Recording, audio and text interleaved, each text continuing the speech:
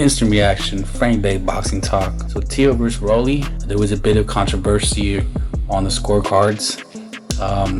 Most fans, the post on social media is that most fans had it Teo dominating by wide margins, some as much as 118, 111.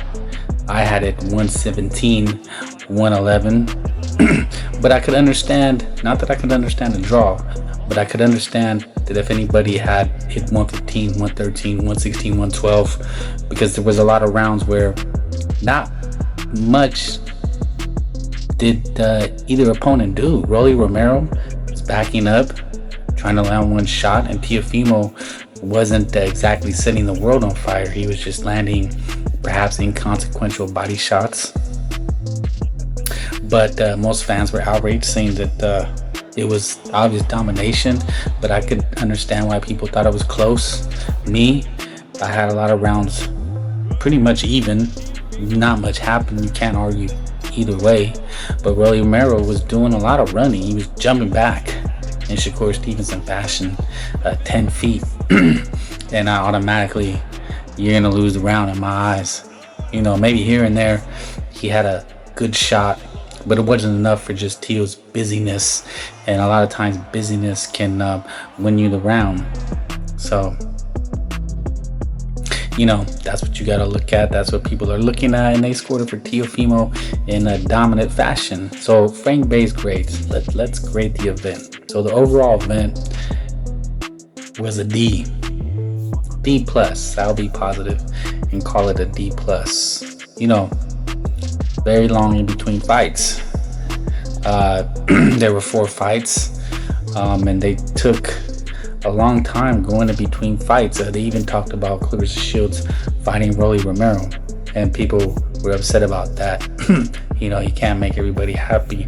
Two good undercard fights, not bad for a PBC undercard. There was controversy there with Utrias beating Mercado. People felt that was a robbery, and Utrias got the nod. He was the home team, right? The PBC back guy. Mercado was the opponent, and you know, I thought he performed well. He was trying to make it happen, just didn't do enough, and he was robbed. Also, Santillan, not even worth talking about. Nobody wants to see those guys again. It was a clinch fest. It was what you call a bathroom break fight. You had Yo-Yo Hernandez, who had a C plus performance in domination. Vernon was a very tough opposition, an Argentinian, and there was also controversy in that. Vernon thought he won, majority decision. Most people felt watching the Yo-Yo was dominant, but he does make a lot of mistakes. He swings and misses. I thought he could have went to the body a little bit more. And you know, the criticism from, you know, the broadcast team commentators, they felt he should have closed the show, that he should have went for the stoppage. I thought he tried, just had a tough guy in front of him. You're not going to knock everybody out. But when you see Yo-Yo Hernandez, he looks like a special talent. You're supposed to go and perform. When they call you special, you got to rise to the occasion, right? The main event is a C minus. That's being generous. Teo's performance gets a C, and Rolando Romero gets a D, and that's being generous. The fight itself had very little drama. There was one incident of excitement in the 5th round when Rolly hurt Teo and bloodied him up. But unfortunately, Rolly let the momentum slip, and throughout the fight, his corner, his trainer Salas, kept telling him, you know, stay focused, don't lose focus. And people are observing that he wasn't listening to his corner. The guy was checked out. If you listen to Frank Bay, I mentioned this, I talked about this, the way Rolly Romero had a change of heart. He lost his edge, and it showed. But also, that's who he's always been, right? Save from 1 or 2 performances, even against Ryan Garcia, he didn't do very much. Ryan Garcia just did even less. But he did hurt Teo. He bloodied him up, and then he let him off the hook. You know, all Romero had was trying to catch Teo with the Hail Mary, and that didn't pan out. So Teo basically won because Romero did so little. Teo stayed active, throwing shots to the body, with an occasional big right hand upstairs, which he was trying to land. And then eventually down the stretch, he caught Romero with some of the fashy shots that he was trying to land, by going to the body. And then eventually, he landed the big right hand. Kind of fade. You can tell, kind of fade Rolly. He always has that weird look. He claims he was never hurt, but he was definitely affected. He did not want to get in consistent exchanges. So, Teo, connected with those shots, and then he people felt he dominated. And like I said, I gave him the rounds because Rolly Romero was doing a lot of running. So, people felt there was controversy at the end, but he cemented the victory down the stretch with those right hands. That's the eye-catching shots. That's what people see, and that's what they're left with, that impression. So, going forward, Teo has a B+ outlook. He has a very bright future.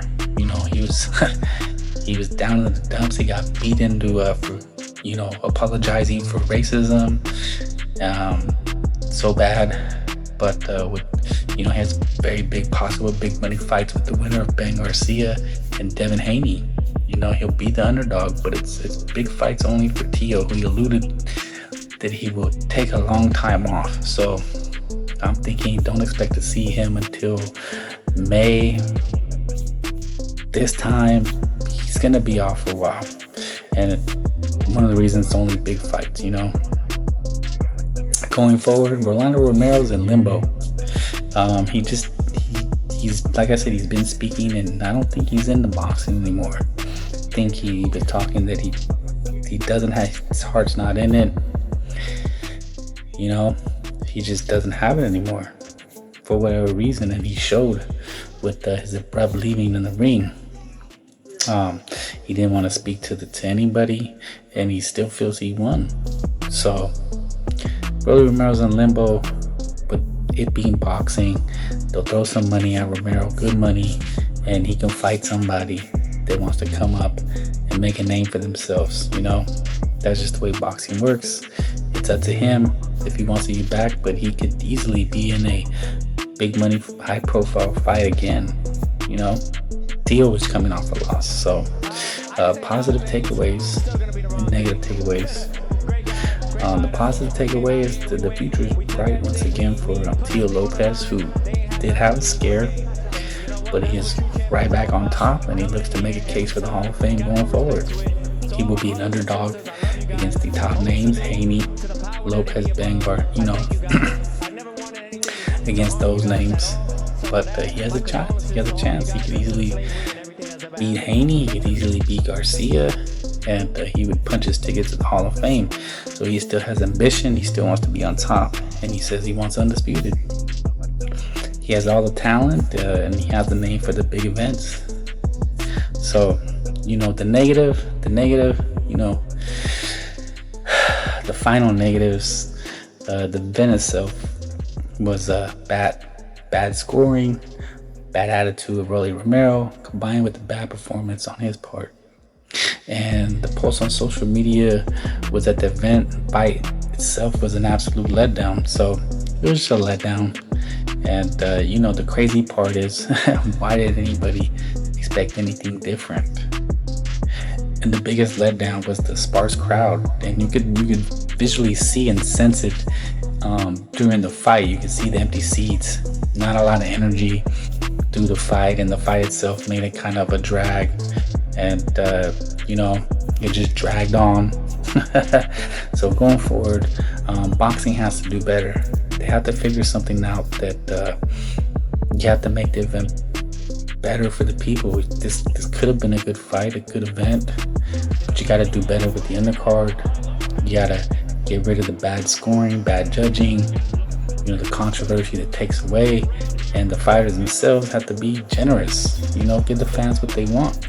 They want a little more action, and we're starting to see that we're in a different era. This is not the Floyd Mayweather Shakir era where people are just gonna take pity pat jabs, run around, and throw your hands up and you won. People, they want the value for their money. they want action. So that's what we got to see. So overall for the event, it gets a C minus. C minus. Just, the only thing that saved it was Teofimo, the name. Has big fights going forward, and you had some talent with Yo-Yo Hernandez on the undercard.